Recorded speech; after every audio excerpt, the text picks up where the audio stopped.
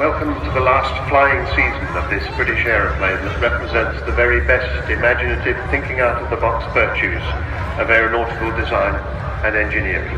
Here she is, Avro Vulcan XH558 and the Red Arrows.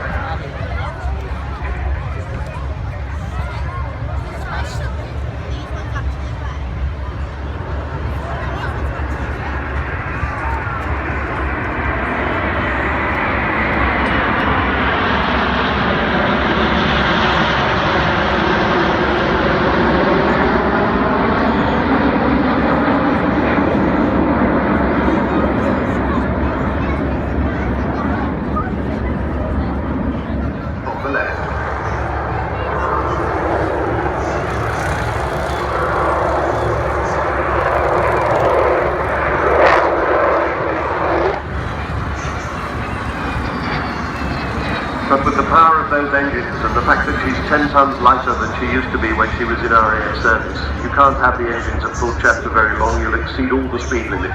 So you have to take the throttles off again, and you then get the demonstration of how she can whisper round the place. It's an amazing airframe, this. It's very slippery, not much drag. She just glides along and can do it very quietly when she wants to. So, I was talking about Martin Withers. Rutland with one bomb and the edge of the runway with another. That was out of dropping 21 bombs, 21 1,000-pound bombs, not far short of 10 tons. That's what you had to do with wartime non-guided weapons, dumb bombs as they're referred to. And you can see how stealthy she is. She creeps up on you and she has that slim look coming towards you.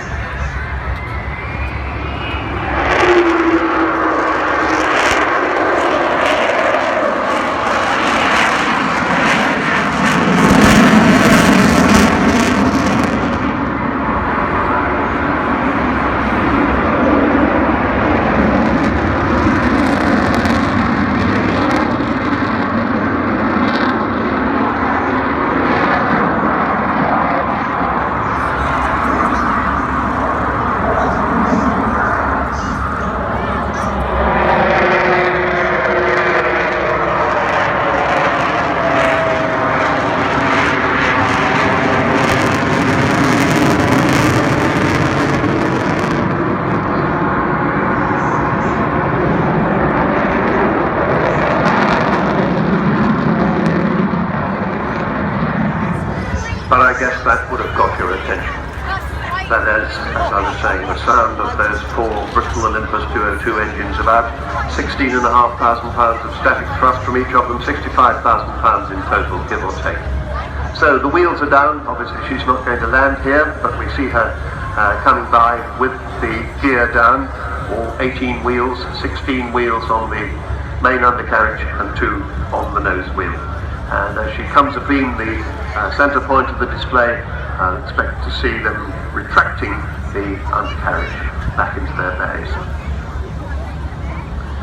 That raid on the Falkland Islands was 7,760 miles round trip, the longest bombing raid in history at the time, and it involved 11 Victors refueling, and 18 air-to-air refuelings had to take place to enable this aircraft to get from Ascension down to the Falkland Islands and back again. It was a very close thing.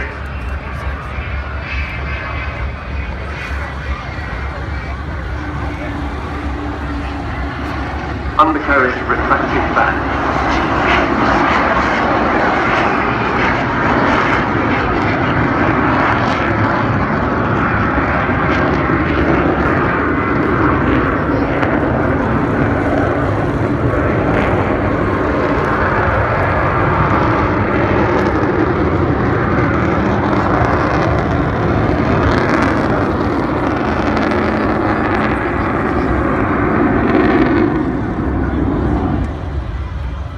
Season 1992, and she was bought by David Walton, and he and Dr. Robert Fleming are the men who really caused this aeroplane to be back with us today.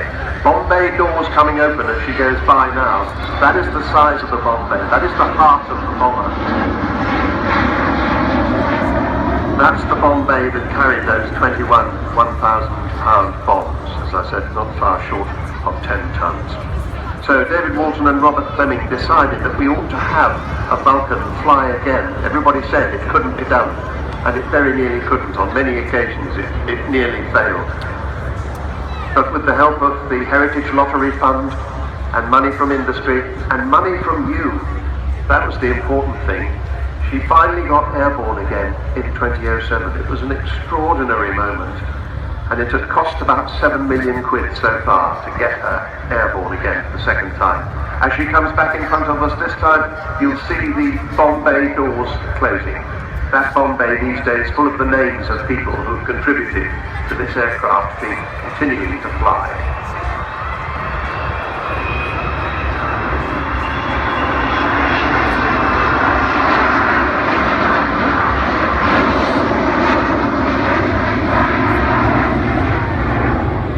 So to get her to the stage at which we see her today has cost roughly 23 million quid. That is extraordinary. And not only has it... Shut up.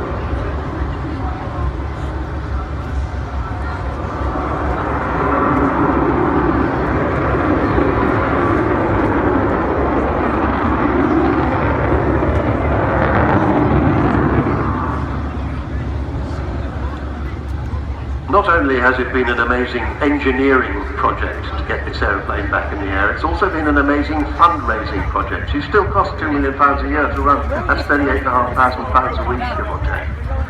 So, altogether, the Vulcan to the Sky Trust has done some absolutely amazing things. I was talking about the engineering. Somebody who isn't on board is Taft Stone, the crew chief and the chief engineer. He always says, 558 is my baby. I always refer to the aeroplane as she. People tell me I shouldn't, but Taff says she's high maintenance.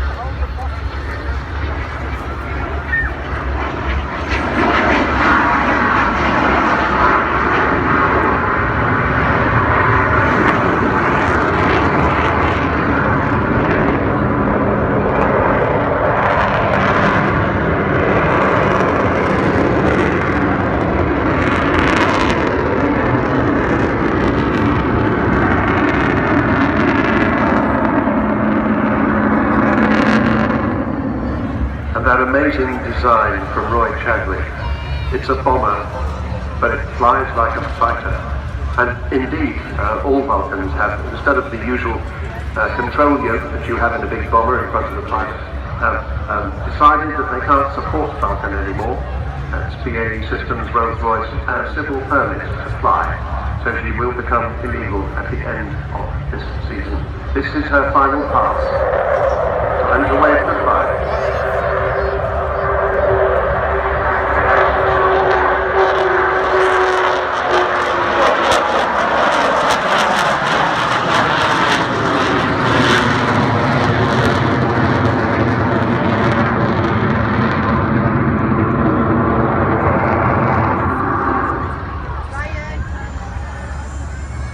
So, what's next?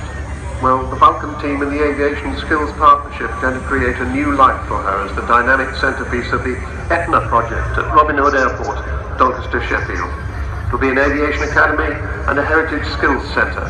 It will showcase technological achievements and advancements. It's called the Etna project.